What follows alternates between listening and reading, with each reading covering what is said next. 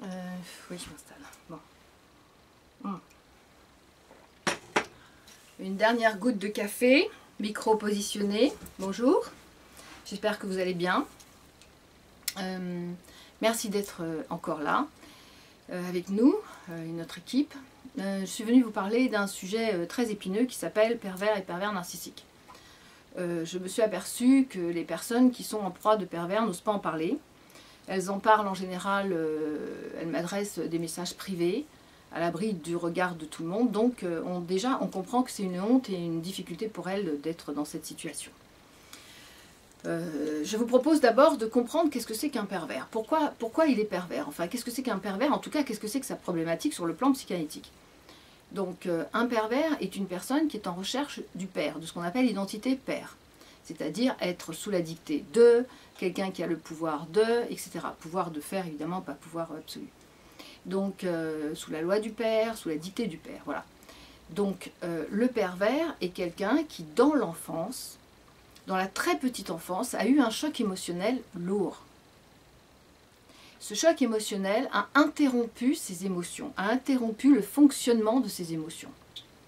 Ce qui fait que plus tard, quand on les rencontre adultes, évidemment, ça donne des personnes d'apparence, enfin si on cherche bien, d'apparence sans état d'âme. Ce sont des personnes très cartésiennes, ce sont des personnes rationnelles, cartésiennes. Et en réalité, ce sont des personnes qui sont dans une énorme souffrance, dont le seul moyen pour elles d'annuler leur souffrance, dixit Lacan, c'est faire souffrir l'autre pour annuler sa propre souffrance. Donc le pervers n'a d'objectif, mais ce n'est même pas un objectif, c'est qu'il est fait de cette matière. C'est-à-dire que le pervers ne fonctionne pas en fonction de. Le pervers n'est pas quelqu'un qui réfléchit et qui va acter. Le pervers est quelqu'un qui est fait de cette matière. Le pervers est une personne qui ne va pas penser et calculer. Elle n'est pas dans la pensée mentale de faire les choses. Par contre, c'est quelqu'un qui réfléchit avec sa tête et non avec son cœur. Donc très rationnel, très cartésien. La blessure a fait que l'émotion est interrompue. C'est quelqu'un qui ne peut plus utiliser ses émotions. Voilà. Donc on est dans un principe de refoulement, comme tout refoulement qui engage des problématiques difficiles en tout cas. Voilà. Donc ça, c'est rapidement schématisé la position du pervers. Choc émotionnel grave, émotion interrompue, j'ai besoin de faire souffrir l'autre pour annuler ma propre souffrance. Je ne suis pas dans un calcul et dans un système et dans un dans une stratégie de faire, je suis comme ça. Voilà. Ça, c'est le pervers, tel qu'on peut ne pas le voir.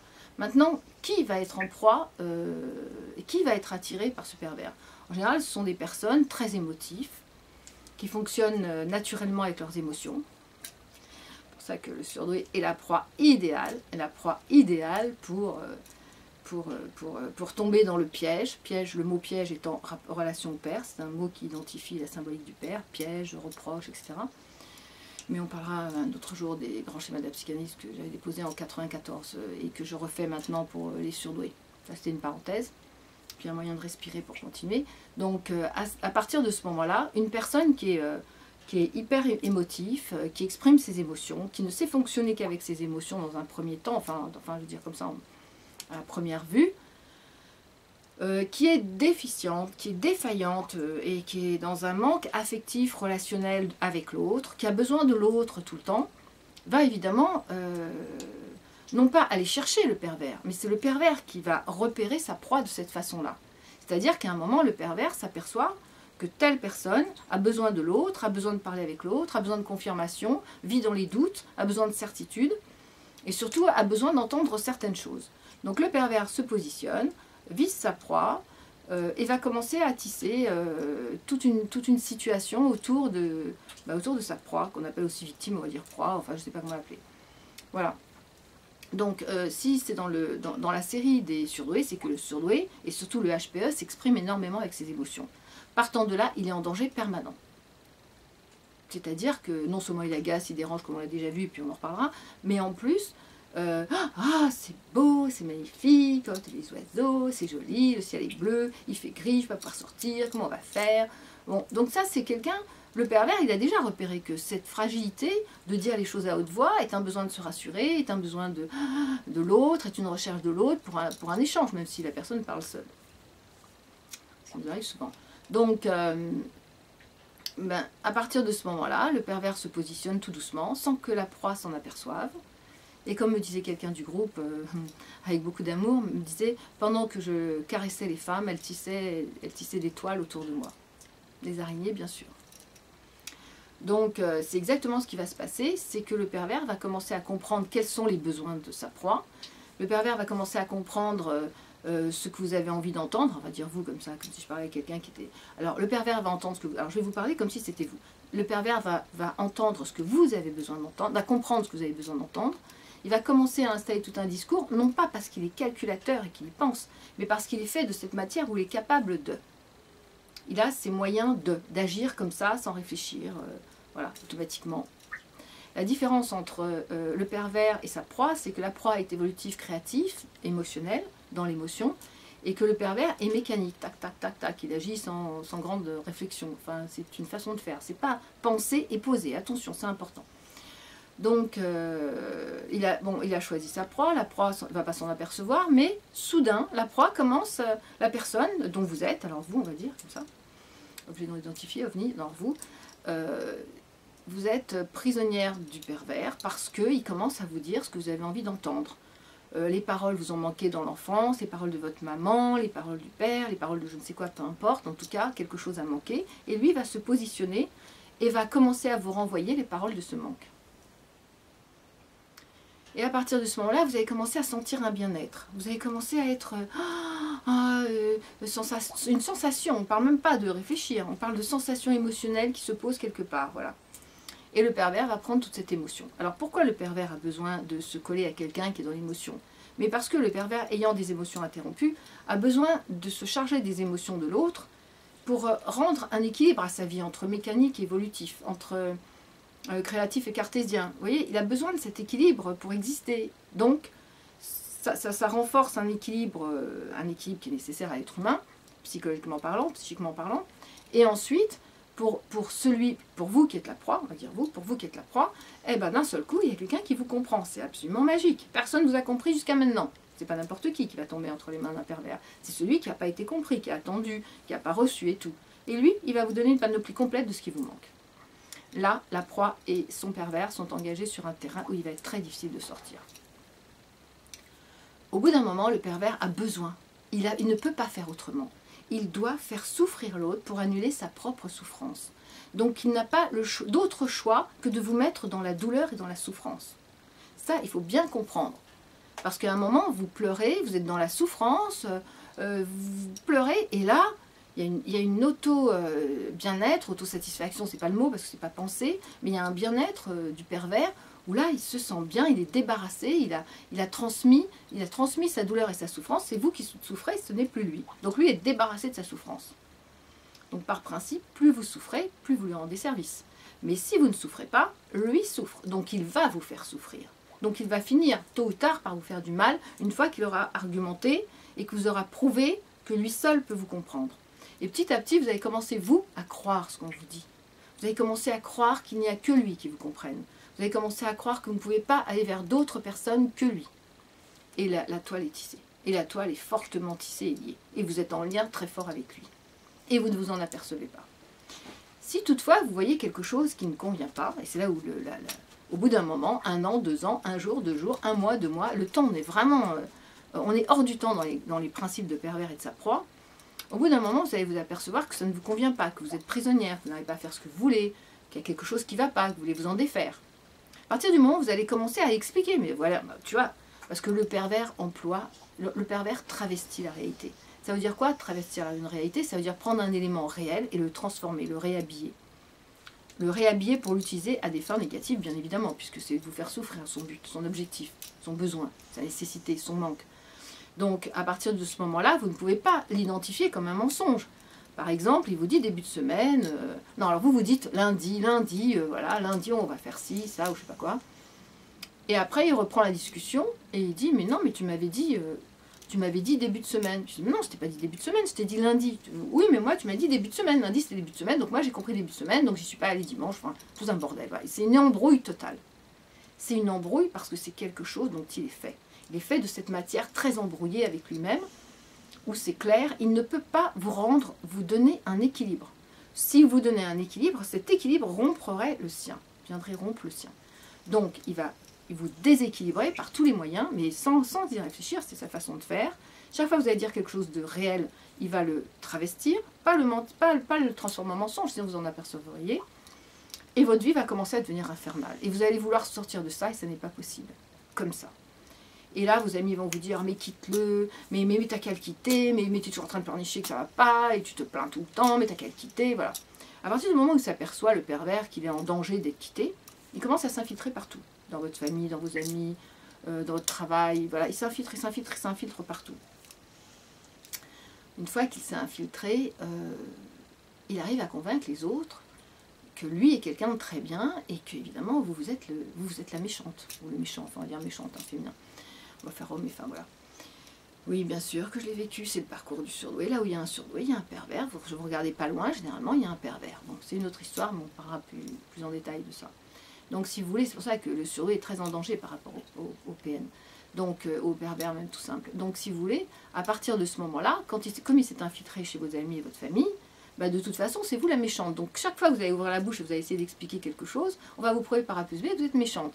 Et le pervers, pardon, le pervers est très serviable, c'est-à-dire qu'il a une façon d'aider les autres, c'est quelqu'un qui donne d'une certaine façon. C'est pas quelqu'un de généreux, c'est quelqu'un de serviable. Donc il va servir, oui, bien sûr, oui, tout le temps. Donc vous, si vous venez vous plaindre, vous êtes évidemment la méchante et vous êtes évidemment celle qui est l'empêcheuse de tourner en rond. Donc tous vos amis, de toute façon, vont vous délaisser, c'est au programme. Et donc, voilà que le pervers a pris tout temple, vous ne pouvez plus passer nulle part. Et vous ne pouvez même plus partir, parce que partir serait faire quelque chose qui n'a pas de sens, puisqu'on a réussi à vous convaincre que c'était vous qui étiez dans le faux, et que lui n'avait rien fait. Alors, il faut savoir que le pervers narcissique, dès qu'il y a un témoin, s'arrête immédiatement. Le pervers et pervers narcissique, les pervers ne supportent pas l'œil du témoin. Alors, on verra comment se défaire avec du pervers par rapport à ça. Donc, le pervers va continuer sa route. Et si vous allez commencer à rentrer dans une phase où vous allez vouloir vous en défaire, vous avez déjà supporté tous vos amis, votre entourage qui vous ont dit « mais quittez-le, quitte-le, mais quitte-le, mais qu'est-ce que tu fais avec, mais t'arrêtes pas de te plaindre, pourquoi tu te plains, et c'est pas vrai, tu nous mens, et c'est lui, et c'est pas lui ». Une embrouille la plus totale, donc vous ne pouvez pas vous défaire. Et on ne peut pas quitter un pervers du jour au lendemain, ça n'est pas possible. Donc je parle pour les personnes qui connaissent des gens embringués dans ce système-là. On ne peut pas partir, c'est comme de la colle, c'est comme de la glu, on ne peut pas partir, vous ne pourrez pas partir et arrêter de dire à vos amis mais quitte-le, etc. Ça n'est pas possible. La seule chose que vous pouvez faire, qui rendrait service à tout le monde, c'est de les croire. De croire ces personnes qui sont embringuées avec des pervers narcissiques. Très peu de personnes utilisent ça comme mensonge à des fins personnelles, mais bon, quoique. Donc, puis ça se voit, je veux dire, une personne qui est fatiguée tout le temps, qui est usée parce qu'elle est pompée. Le pervers a besoin des sens et de l'émotion du surdoué, on va parler de ça par exemple, et ça prend beaucoup d'énergie. Parce que la personne hypersensible, vous aurez compris, c'est une personne hypersensible qui parle des émotions, va constamment, mais non, mais pourquoi tu fais ça, va constamment donner de l'énergie. Voilà. C'est-à-dire, et le principe du pervers, c'est de vous démunir de toute énergie. Pour que toute cette énergie lui serve à lui comme une pompe à essence où il va se recharger et que vous en soyez complètement démunis, à plat. Vous à plat, vous ne pouvez plus agir, vous ne pouvez plus partir, vous n'avez plus d'énergie pour vous. Ça, c'est très important. Mais tout est important dans les points du pervers. Donc vous avez compris que vous ne pouvez pas quitter votre pervers. Donc vous allez commencer à essayer de comprendre que tout ce que vous allez lui expliquer, tout ce que vous allez lui dire pour essayer de sortir de ça, il ne peut pas le comprendre. Mon micro. Il ne peut pas le comprendre. Ça veut dire qu'il n'est pas fait de cette matière, comme s'il y avait une case en moins. Il y a des neurones là-haut qui ne fonctionnent pas. Vous ne pouvez pas lui expliquer que c'est un pervers. C'est à l'entité de sa problématique pure. Lui, il est dans une souffrance, il ne comprend même pas ce que vous lui racontez. Quand vous lui dites, mais tu vois bien ici, tu m'as dit que, mais t'as vu, tu l'as pas fait, t'as vu, tu m'avais dit, tu l'as pas fait, tu vois bien. Mais il ne comprend rien de ce que vous lui dites. Alors après, je suis d'accord. Freud disait, où commence l'inconscient et où il s'arrête. Mais bon, on va pas rentrer dans les détails. De savoir qu'est-ce qu'il comprend et qu'est-ce qu'il ne comprend pas. C'est quand même pas idiot, bon. Mais en même temps, ils ne sont pas fabriqués de cette matière de compréhension. Donc si vous l'attrapez dans un mensonge et que vous voulez lui prouver, vous allez vous user. Et tout ce qui use met à plat, et tout ce qui met à plat ne permet plus de trouver l'énergie pour sortir de. Donc il faut arrêter, il va falloir dans un premier temps, arrêter de souffrir, arrêter de tenter de lui expliquer, arrêter de répéter aux copines, oui mais t'as vu ce qu'il m'a fait et tout, on sait, c'est toujours la même chose, c'est toujours les mêmes arguments, ce sont toujours les mêmes éléments qu'ils mettent en avant. C'est regarde, moi je suis gentille avec toi, je suis celle qui comprend, oui mais regarde tu m'as fait ça, mais non pas du tout, j'avais pas l'intention, alors je peux vous donner des exemples parce que ça c'est très parlant avec les personnes que j'ai essayé d'aider, c'est ah mais tu m'avais dit qu'on irait au cinéma. Oui mais après comme je t'ai vu que tu étais fatiguée, je me suis dit bon on va peut-être annuler, ça lui fera plaisir. Mais non ça me fait pas plaisir et tout. Bon vous avez essayé de vous justifier, c'est pas la peine. Ensuite c'est on devait ah ben on dîne, tu veux manger? Ben non je t'ai pas dit que je voulais manger. Ah mais je t'ai dit que j'avais faim, je t'ai pas dit que je voulais manger. Vous voyez la petite nuance qui va être utilisée tout le temps dans la perversion, voilà tout. Et c'est comme le chat et la souris, on vous attend à chaque coin de rue. Donc ça n'est plus possible. Donc à ce moment-là vous arrêtez. Vous voulez quitter votre pervers, en tout cas, quitter en lien, défaire les liens, vous vous arrêtez d'essayer de lui expliquer, il ne peut pas comprendre. C'est dur, mais il ne peut pas comprendre. Il n'a pas, je dirais cette intelligence, mais c'est un peu dur, mais je ne sais pas comment expliquer, il n'a pas les moyens de comprendre. C'est comme s'il est dans sa souffrance, il ne comprend même pas ce que vous lui dites. Voilà. Donc, vous arrêtez dans un premier temps de vouloir lui expliquer là où il a menti, là où il a travesti, là où il n'a pas fait, c'est pas la peine. Dans ces moments-là, vous allez commencer à rentrer dans une période où vous allez vous dire, lui va reprendre position de petit garçon. Alors, il reprend sa position de petit garçon parce que, comme il n'arrive plus à vous faire souffrir, il reprend l'authenticité de sa problématique. C'est-à-dire qu'il se retrouve face à sa souffrance. Il se retrouve ce petit garçon perdu en souffrance. Il ne va pas du tout le supporter. Hein. Donc à ce moment-là, il va passer dans une phase de violence. Violence des mots, peut-être violence des mains, enfin peut-être physique, je ne sais pas. En tout cas, une extrême violence parce qu'on lui a enlevé sa nourriture. Il devient extrêmement violent. Mais il va vous, comme vous allez le croire évidemment, parce que c'est assez peu crédible que quelqu'un ait besoin de vous faire souffrir juste pour annuler sa souffrance. J'ai beau le dire à le répéter, on a du mal à l'entendre. Donc à partir de ce moment-là, vous allez vous dire ah ben, rentrer dans la phase culpabilité. Lui il fait l'enfant pour rentrer dans la phase culpabilité. Ah mais non, c'est pas possible, ah, non, non, non, c'est moi qui suis méchante, ah non, non, non, lui il a rien fait, ah non, c'est moi la méchante, c'est moi qui ai pensé ça, oh là là, je suis vraiment dégueulasse et tout, ça va très loin. Non, non, vous continuez parce que lui, de toute façon il va réattaquer beaucoup plus fort, il va réattaquer dans la violence, il va vous prouver à quel point vous êtes de mauvaise foi, vous êtes méchante, vous êtes ci, vous êtes ça, enfin voilà, il va essayer de vous le reprouver, et vous allez retourner dans la culpabilité. Donc en fait, le pervers passe 3 phases. La phase petit enfant dans sa souffrance, qui reprend de la violence, qui vous culpabilise pour vous faire souffrir, et qui se redétache et qui fait comme ça, et qui repasse par le petit enfant, et qui vous culpabilise, et qui vous fait souffrir, etc. C'est comme ça, ça tourne en rond. Et vous le croyez, et vous le croyez pas. Et vous le croyez, et vous le croyez pas. Et comme ça, non-stop. Donc il faut arrêter toute discussion. Il faut arrêter de partager vos émotions. Il faut arrêter de croire qu'il veut partager avec vous des émotions. Il a besoin de partager sa souffrance, et pas d'émotions. Donc, ensuite, petit à petit, vous allez défaire ces liens. Et à un moment, ça va prendre du temps, ça prend beaucoup de temps. Vous allez le regarder d'une autre façon. Vous allez vous apercevoir que vous récupérez votre autonomie parce que vous aviez besoin de l'autre et parce que vous lui avez donné tous ces arguments pour qu'il puisse tirer les ficelles et vous faire comme une marionnette et surtout cacher. Donc si vous avez un problème, de toute façon, il y a un principe simple avec le pervers, c'est que vous prenez votre iPhone, votre smartphone ou je sais pas quoi, et vous le filmez. À partir du moment où il est filmé, il ne supporte pas. Il ne supporte pas l'œil du témoin. C'est pour ça qu'il peut s'amuser avec vous en circuit fermé. Donc vous essayez de sortir, vous essayez c'est pas la peine d'aller dire aux personnes que c'est un pervers.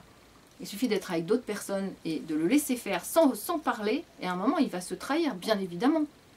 Et sinon, il y a mettre un témoin au milieu, ne jamais rester seul avec lui. Voilà. La phase qui suit est une phase, la période qui suit est une période de grande culpabilité parce qu'on a l'impression, on a quand même été à la base, on a inconsciemment quelque part été en accord avec ce principe-là. Donc peut-être que se retirer crée une certaine culpabilité. En tout cas, vous allez vivre comme ça. Et ensuite, peu à peu, vous allez vous défaire des liens du pervers. Alors, avec un pervers, il n'est pas du tout question de dire est-ce que je le quitte ou est-ce que je reste. Il est question de défaire les liens, il est question de couper tous les fils de l'araignée qui s'est tissée autour de vous. en vous défaisant, en ne racontant plus, en arrêtant les émotions et en croyant que c'est vrai. Il faut croire, oui c'est vrai, oui il a besoin de vous faire souffrir pour sortir de sa problématique. Oui, si vous ne souffrez pas, il est très mal. Et les petits garçons en souffrance, ils doivent vous faire souffrir. Et comme vous êtes très émotif, et bien vous rentrez en plein dedans. Et comme vous avez besoin de l'autre, et bien voilà. Et là, c'est effectivement comme la chanson de Patricia Cass, mais je ne sais pas du tout chanter, c'est il me dit ce que j'ai envie d'entendre, et moi, pauvre de moi, comme un enfant de 5 ans, je crois, je le crois. Écoutez les paroles de Patricia Cass, c'est exactement ça. Sur un terrain fragile, quelqu'un qui vous écoute. Ah, c'est magnifique, c'est le seul qui me comprenne. Ben oui, bien sûr. Paf, en plein dedans. On est tombé dedans. Ensuite, il y a une chose que vous devez savoir, c'est que le pervers narcissique, de toute façon, pervers et pervers narcissique, vous réussirez à le quitter, ça vous demandera beaucoup d'efforts, beaucoup d'énergie, mais vous récupérez d'abord votre énergie et après vous décidez si oui ou non vous voulez le quitter. À partir du moment où les liens sont rompus, à partir du moment où vous n'êtes plus sa pompe d'essence, quitter ou pas quitter, c'est pas très important, mais coupez les liens petit à petit, récupérez votre autonomie, vos engagements financiers, parce qu'en général, le pervers, il s'arrange pour vous déposséder de tout. Comme ça, quand vous êtes dépossédé, ben lui vous possède. En général, on part les poches vides, les contrats, plus de contrats, plus rien, on est démuni de tout, on est à la ramasse totale, financièrement et émotionnellement. Voilà, c'est ça, être avec un pervers narcissique, se défaire, ce n'est pas quitter brutalement, parce que ça n'est pas possible, mais c'est défaire les liens petit à petit, en arrêtant d'alimenter et de lui donner le pouvoir de vous faire souffrir. Lui, de son côté, a besoin de vous faire souffrir pour sortir de sa souffrance. Et ensuite, vous apercevrez, en le regardant, que finalement, ce pauvre pervers n'avait aucun courage. Il n'a aucun courage de se battre tout seul. C'est pour ça qu'il avait besoin, comme le dit, de s'agripper sur vous, pour pouvoir prendre votre sève, parce que tout seul, il ne sait pas construire. Et le plus malheureux dans l'histoire, bah, évidemment, c'est lui, c'est pas vous. Vous aviez cette force de pouvoir transmettre, de pouvoir donner, et il a pris. Vous aviez cette énergie, et il a pris. C'est pour ça que la proie du pervers sort vraiment, vraiment très démunie. Et c'est pour ça qu'elle doit couper les liens, il y a vraiment urgence. Et de toute façon, pour conclure, j'espère rien avoir oublié, c'est à peu près ça. Ça prend beaucoup de temps. Et sachez une chose, c'est que la proie du pervers, s'il n'a pas un ou une alliée, enfin une personne alliée avec elle, ne peut pas s'en sortir. On a besoin de s'appuyer sur un allié. C'est pour ça que souvent les pervers, ça tourne en rond. Alors, si, je voudrais dire une chose, qu'on est quand même sur la page des surdoués de Stéphanie et des autres, que j'embrasse très fort. Pourquoi le surdoué? Mais le surdoué, c'est l'idéal, il a besoin de l'autre. Il est constamment à parler de ses émotions, enfin la plupart, surtout les HPE. Mais les HPI aussi se font attraper. Hein. Mais surtout, le surdoué est occupé par ses passions, par tout ce qui l'intéresse. Donc derrière peut arriver subrepticement, ben, voilà, l'araignée qui commence à venir se coller et vous n'avez rien vu venir. Voilà. Et bien évidemment, il y a une défaillance, mais comme chez toute personne, mais chez le surdoué, beaucoup, il y a une grande défaillance affectif, une grande dépendance affective, de besoin de l'autre, de non-autonomie, c'est-à-dire tout passe par l'autre. Et le pervers, eh ben, le circuit idéal, voilà. Et il me dit ce que j'ai envie d'entendre, et moi, pauvre diable, eh ben, je le crois. Voilà, donc c'est pour ça que le surdoué est la proie. Le grand danger du surdoué, c'est le pervers. J'ai connu énormément, et j'en ai fait partie, des surdoués qui étaient enclins, qui étaient vampirisés. Alors, je ne sais pas si vampirisé, c'est un mot terrible, mais c'est vampirisé par des personnes pervers. Parce que pendant que vous faites vos activités, pendant que vous tournez un film caméra pour aider les autres, il y en a qui sont derrière en train de dire « Ah bah tiens, je me collerai bien pour prendre ». Vous comprenez? Vous êtes occupé à vos passions, et voilà pourquoi le surdoué peut être en immense danger, parce qu'il sort démuni de tout. Et de toute façon, sachez une chose, c'est que le pervers ne frappe jamais à la porte des psys, parce que ce n'est pas lui qui a un problème, c'est vous. Ce n'est pas lui qui a un malade mental, c'est vous. Ce n'est pas lui qui a, je sais pas quoi, qui souffre. Non, non, non, c'est vous, tous c'est vous. Comme ça, c'est beaucoup plus simple. Il vous met le paquet sur le dos, et puis vous n'arrivez plus à porter tout son paquet, et plus le vôtre, avec toutes ses dépendances et tout. Voilà. J'espère avoir été clair. Et pour terminer, ben, vous inquiétez pas pour lui, parce que de toute façon, il trouvera une autre proie, et il recommencera. Voilà. Merci. Puis comme je suis toute seule, c'est moi qui vais éteindre la caméra. Je vous embrasse. À bientôt. Hop.